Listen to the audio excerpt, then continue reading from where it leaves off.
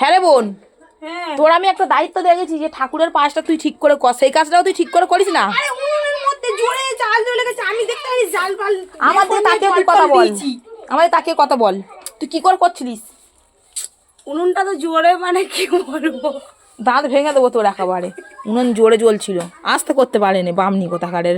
রান্না করতে গেছি 3 ঘন্টা ভর্তি গিয়ে।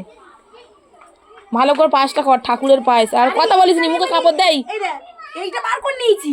তুই মুখে কাপড় দে আগে, মুখে কাপড় দিয়ে কথা বল। শুনবি তো, ওটা হ্যাঁ, যাচ্ছে শুনবো। না, বেশি বেশি বকে বকিস। এটা আমি বের করে নিয়েছি, তারপরে দেখছি উপরে উতলে উতলে যাচ্ছে, তারপর জল নিয়ে আবার এরকম দিলাম।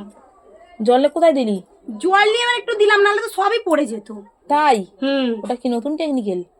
আমি তো জানি না ওই টেকনিক্যালটা।